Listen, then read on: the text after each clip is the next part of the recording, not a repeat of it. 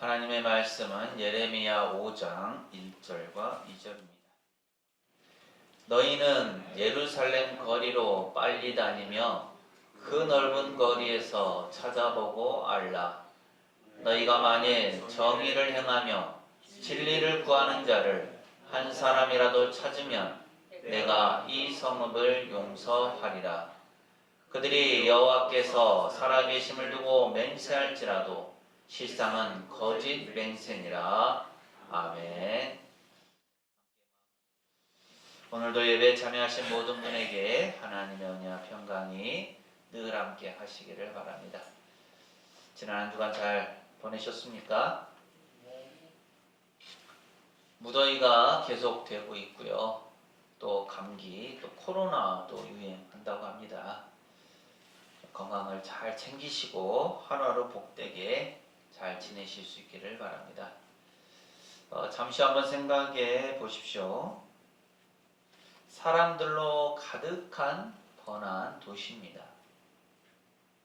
온갖 소음과 냄새가 뒤섞여 있고 사람들은 빠른 발걸음으로 서로를 스치면서 지나갑니다. 그 인파 속을 한 사람이 걷고 있어요. 그리고 그의 손에는 작은 아이의 사진이 들려 있습니다. 곁눈질로 아이의 사진을 힐끗 보면서 그는 거리를 지나는 수많은 사람들의 얼굴을 하나하나 훑어봅니다. 그의 눈빛에는 절박함과 희미한 희망이 동시에 서려 있습니다. 이 사람은 바로 잃어버린 자녀를 찾는 부모입니다. 단 한 사람의 아이를 찾기 위해서 이 거대하고 무관심한 도시를 이리저리 헤매고 있는 것이죠. 오늘 우리가 함께 나눌 예레미야의 말씀은 바로 이렇게 간절하게 누군가를 찾는 이야기입니다. 그런데 그 이야기의 주인공은 사람이 아닌 바로 온 세상을 창조하시고 다스리시는 하나님이시죠. 하나님께서는 선지자 예레미야에게 이렇게 말씀하십니다. 예레미야 5장 1절 말씀인데요. 함께 읽습니다. 시작. 너희는 예루살렘 거리로 빨리 다니며 그 넓은 거리에서 찾아보고 알라. 너희가 만일 정의를 행하며 진리를 구하는 자를 한 사람이라도 찾으면 내가 이 성읍을 용서하리라. 아멘. 도시 전체가 죄악으로 썩어가고 있는데 하나님께서는 그 안에서 단 한 사람이라도 찾으면 이 성읍을 용서하겠다라고 하십니다. 이 말씀은 하나님의 자비가 얼마나 크신지를 보여줌과 동시에 당시 예루살렘의 진정으로 하나님을 아는 사람이 단 한 사람도 없었음을 보여주는 비극적인 현실을 폭로하고 있습니다. 하나님은 이전에 소돔에 대해서도 비슷한 말씀을 하셨죠. 아브라함에게 그곳에서 의인 10명을 찾을 수 있다면 그곳을 멸하지 않겠다라고 하셨습니다. 하지만 우리가 아는 것처럼 소돔에는 의인 10명이 없어서 멸망을 당하고 말았습니다. 하나님께서는 왜 이렇게 예루살렘에서 한 사람을 찾고 계실까요? 그것은 그 한 사람의 진실한 믿음이 도시 전체를 살릴 수 있음을 아셨기 때문입니다. 이 말씀은 단지 2600여 년 전의 이야기가 아닙니다. 하나님께서는 지금도 이 땅에서, 이 도시에서, 그리고 우리가 속한 공동체에서 그 한 사람을 찾고 계십니다. 우리 앞에 좌우에 계신 분들과 이렇게 인사하실까요? 하나님께서 찾으시는 사람이 됩시다. 하나님께서 찾으시는 사람이 되시다. 한 번 더 하시죠. 정의를 행하고 진리를 구합시다. 정의를 행하고 진리를 구합시다. 우리가 그 한 사람, 하나님께서 찾으시는 사람이 되어야 하겠습니다. 그렇다면 하나님께서 찾으시는 그 한 사람은 과연 누구일까요? 그 사람을 알아보는 징표가 있습니다. 바로 그의 손과 마음 그리고 영혼에 새겨져 있는 흔적입니다. 사랑하는 성도 여러분, 하나님께서 찾으시는 그 한 사람은 영혼의 병에서 벗어나 온전함을 회복한 사람입니다. 우리 모두에게는 겉으로는 보이지 않는 영적인 질병이 있습니다. 그리고 이 병은 세 가지 주요 증상으로 나타나죠. 영혼의 질병 첫 번째 증상은 불의함입니다. 예레미야 시대의 예루살렘은 영적 부패와 악취로 가득 차 있었습니다. 성전은 매일같이 제물을 바치러 온 사람들로 북적였지만 하나님의 눈에는 그들의 화려한 제사가 한낱 위선에 지나지 않았습니다. 이사야 선지자는 하나님의 마음을 이렇게 전합니다. 이사야 1장 15절 말씀인데요. 함께 읽습니다. 시작! 너희가 손을 펼 때에 내가 내 눈을 너희에게서 가리고 너희가 많이 기도할지라도 내가 듣지 아니하리니 이는 너희의 손에 피가 가득함이라. 아멘. 이스라엘 백성들이 손을 펼지라도 하나님께서 그 눈을 가리시고 그 손을 보지 않으시고 또 많이 기도할지라도 하나님께서 그 기도를 듣지 않으신다고 말씀하시죠. 하나님께서 왜 이렇게 이스라엘 백성들에게 분노하고 계십니까? 그분의 마음은 불의한 손으로 고통받는 이웃들의 눈물로 아프셨기 때문입니다. 고대 이스라엘 사회에서 정의는 단순한 법이 아니라 하나님의 성품을 반영하는 거룩한 삶의 방식이었습니다. 율법은 가난한 자와 고아, 과부를 보호하기 위한 울타리가 되어주었죠. 곡식을 거둘 때 밭 모퉁이를 남겨두거나 떨어진 이삭을 죽지 않도록 하는 것, 또 빚진 자에게 매 7년 안식년마다 빚을 면제해 주는 것은 바로 하나님의 정의를 살아내는 일이었습니다. 그러나 예레미야 시대의 사람들은 이 모든 것을 잊고 불의함을 일삼았죠. 상상해 보십시오. 예루살렘의 한 시장에서 한 상인이 정직하지 않은 저울을 사용해서 가난한 과부를 속이고 있습니다. 그의 손은 돈을 만지느라 번들거렸고 그의 낯빛은 계산적인 탐욕으로 가득 차 있었습니다. 그 상인은 자신의 가족을 부양하기 위해서 어쩔 수 없었다라고 스스로를 합리화시킵니다. 그리고 그날 저녁 그는 그날 번 돈으로 가장 비싼 희생제물을 사서 성전에 나아갑니다. 그리고는 가장 큰 소리로 기도하며 하나님 저에게 복을 내려 주십시오 라고 외칩니다. 그러나 하나님은 그의 입술에서 나오는 거룩한 말보다 그의 손에 묻은 불의의 냄새를 맡으셨습니다. 그분의 눈에는 그 저울이 하나님의 정의를 짓밟는 무기로 보였습니다. 오늘 우리의 손은 어떻습니까? 우리는 교회에서 거룩한 손을 들고 주님을 찬양합니다. 하지만 세상에서는 이익을 위해 타인의 고통에 대해 눈 감고 있지 않습니까? 내가 얻는 작은 이익 때문에 누군가의 정당한 권리를 훼손하고 있지는 않습니까?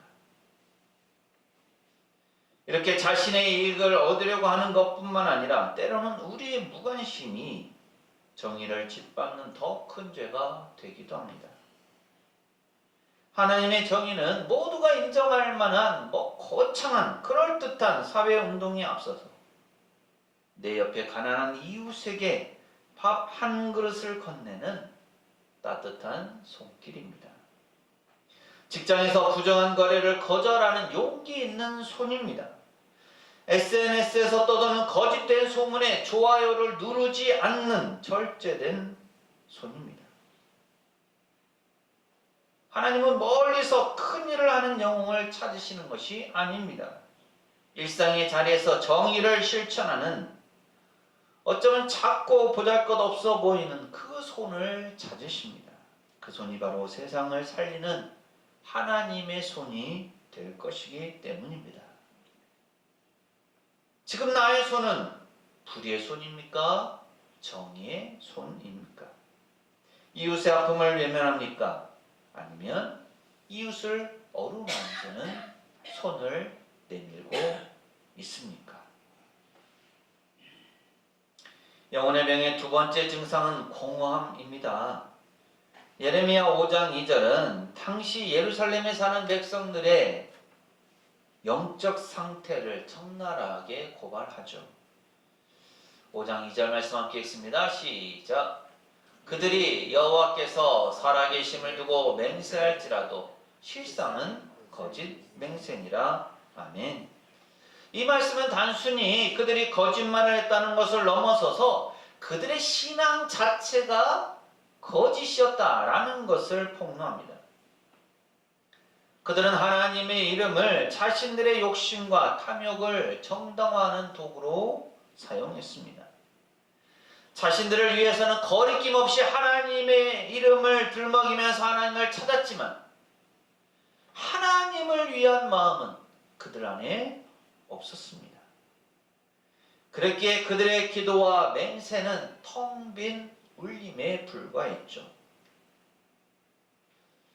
오늘날 영혼 없이 말한다 라고 얘기하는 것처럼 마음과 진정성이 결여된 영혼이 없는 기도, 영혼이 없는 맹세였습니다. 히브리어로 진리는 견고함, 신뢰할 수 있음, 충성이라는 의미를 담고 있습니다. 하나님께서는 단순히 사실을 아는 사람을 찾으시는 것이 아닙니다. 그분의 진리 위에 삶을 굳건히 세운 충성된 마음을 가진 사람을 찾으십니다. 그 사람은 지난주에 우리가 말씀을 통해서 살펴본 것처럼 주인으로부터 인정을 받아 보냄을 받은 심부름꾼입니다.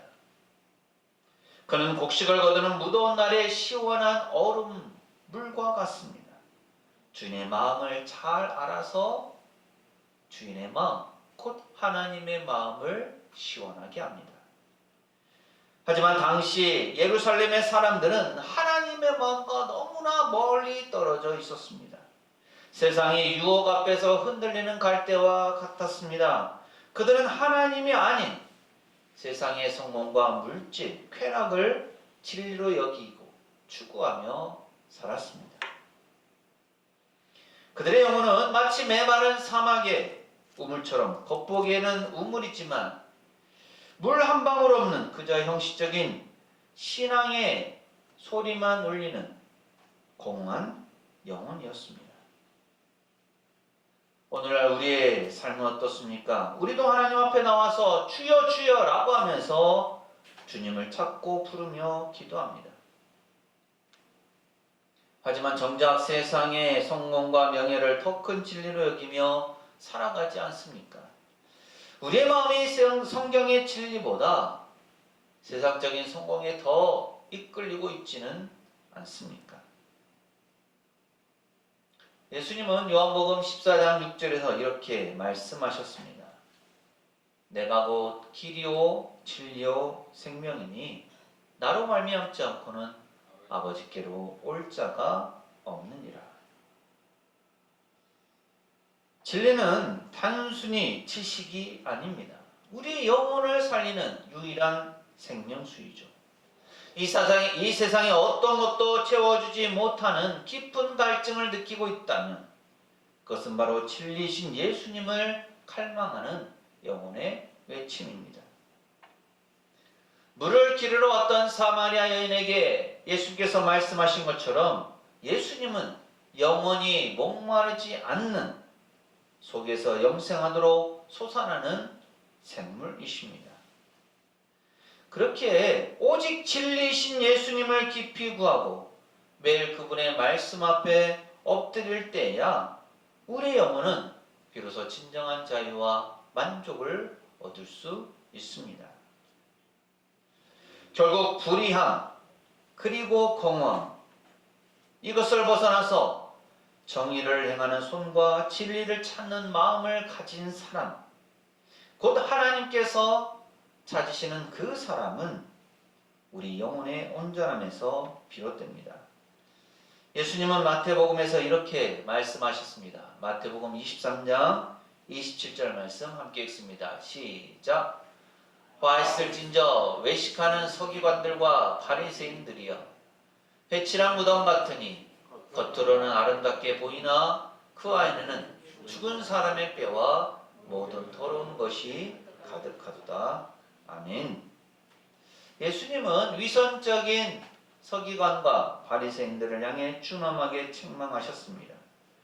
겉으로만 완벽한 척하는 위선은 하나님 앞에 가장 큰 죄이죠.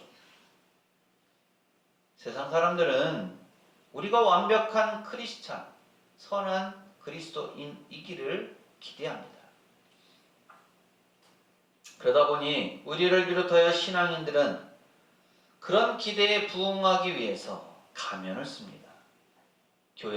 교회에서는 거룩한 척하고 세상에서는 성공한 척하며 가정에서는 행복한 척합니다. 그런데 정말 그럴까요? 물론 가면이 아니라 정말로 교회에서 거룩하고 세상적으로는 성공하고 가정에서 행복한 사람도 있습니다. 하지만 모두가 다 그렇지는 않죠. 실제로는 그렇지 않은데 가면을 쓰고서 거룩한 것처럼 성공한 것처럼 행복한 것처럼 하면 어떻게 될까요? 그렇게 하면 할수록 우리의 영혼은 점점 더 고갈되고 외로워집니다. 아무도 나의 진짜 모습을 알지 못하고 누구에게도 나의 깊은 상처를 보여줄 수 없기 때문이죠. 혹시 우리도 이런 가면을 쓰고 있지는 않습니까? 이중적인 삶을 사는 동안 우리는 텅 빈 존재가 되어갑니다. 하나님께서 원하시는 것은 이러한 가면 쓴 모습이 아니죠. 우리의 모든 죄와 허물을 있는 그대로 인정하고 하나님 앞에 바로 서는 것입니다. 하나님은 우리의 행동과 마음이 일치하는 진실한 영혼을 찾으십니다. 남들이 보지 않는 곳에서도 정직하고 홀로 있을 때도 하나님 앞에 경건한 삶을 사는 사람. 공적인 자리에서는 정의를 외치지만 사적인 자리에서는 자신의 이익만을 추구하는 이중적인 삶을 버린 사람.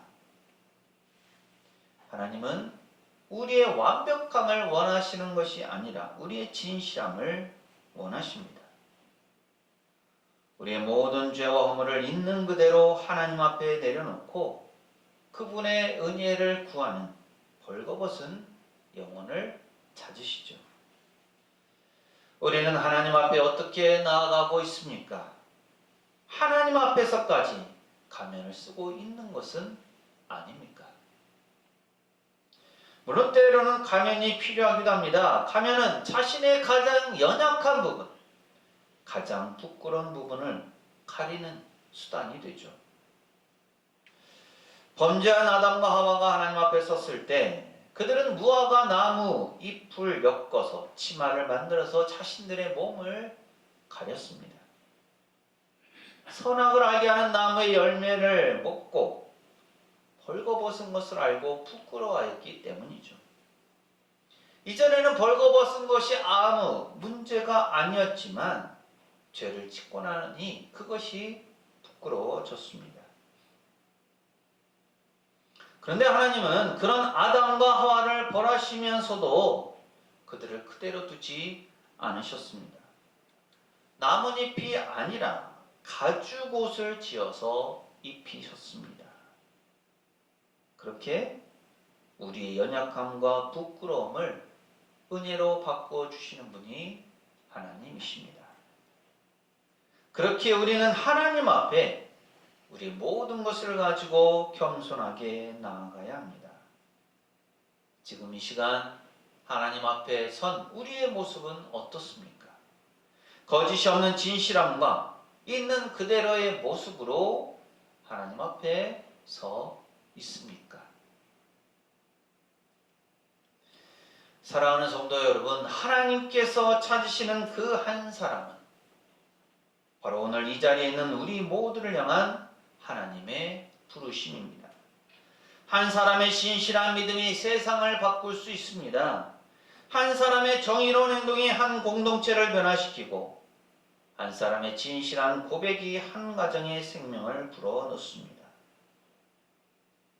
우리 모두는 하나님의 은혜로 손과 마음과 영혼이 온전함을 회복한 사람들입니다. 이제 우리의 마음속에 이렇게 다짐해 보십시오. 주님, 제가 바로 그 한 사람, 주님께서 찾으시는 사람이 되겠습니다. 그리고 오늘부터 작은 것부터 실천하며 살아가시기를 바랍니다. 정의를 행하는 손을 가진 사람으로서 자신이 행할 수 있는 가장 작은 선행부터 시작하십시오. 직장에서, 학교에서, 그리고 가정에서 정직함을 택하십시오. 진리를 찾는 마음을 가진 사람으로서 매일 하나님을 말씀을 가까이 하시기 바랍니다. 세상의 거짓된 목소리보다 진리의 말씀에 귀를 기울이십시오. 겉과 속이 같은 사람으로서 세상에서의 가면을 벗고 하나님 앞에서 진실된 모습으로 살아가시기 바랍니다.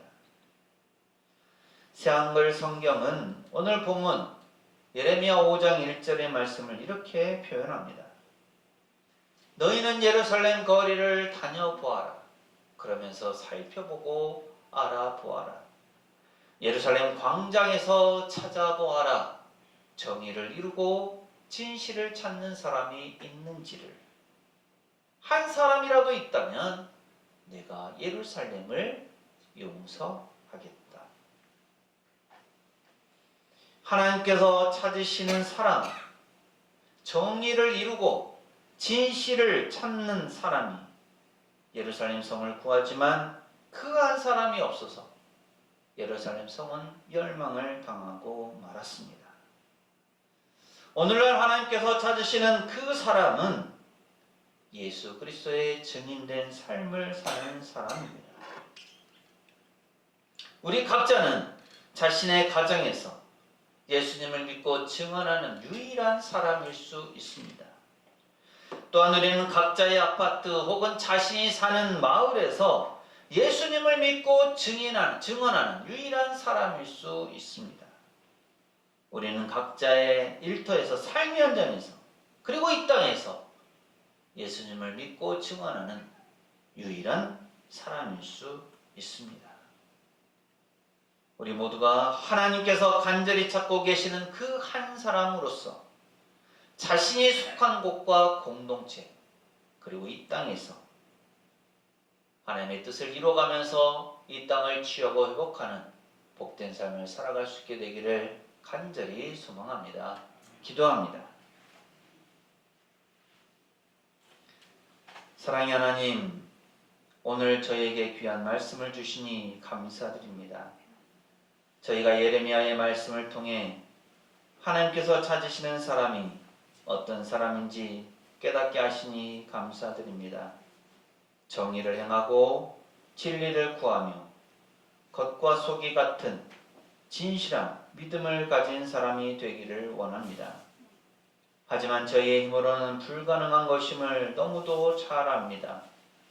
성령님께서 저희와 늘 동행하여 주시고 저희의 삶의 모든 순간이 주님의 기쁨이 되게 하옵소서. 그래서 정직하게 행하게 하시고 진리의 말씀에 귀를 기울이며 가면을 벗고 하나님 앞에 진실되게 살아감으로 하나님의 나라를 확장해가는 저희 모두가 되게 하옵소서. 예수님 이름으로 기도합니다. 아멘. 하나님은 오늘도 정의를 행하며 진리를 구하는 사람을 찾으십니다. 그 하나님의 부르심에 바르게 응답할 수 있음이 오늘 우리의 복입니다. 사랑하는 세성교회 교우 여러분, 이 말씀을 듣고 세상으로 나가십시오. 하나님께서 우리와 함께 하십니다. 지금은 우리 주님 예수 그리스도의 은혜와 아버지 하나님의 무한하신 사랑하심과 보혜사 성령님의 충만 교통하심이 하나님께서 찾으시는 사람으로서 정의를 행하며 진리를 구하기를 소망하는 세상계 모든 교우들 가정과 삶과 생업과 사역 위에 이 한 주간의 모든 생활 가운데 오늘 예배에 참여한 모든 이들과 우리 교회 위에 영원토록 함께 하시기를 간절히 축원하옵나이다. 아멘.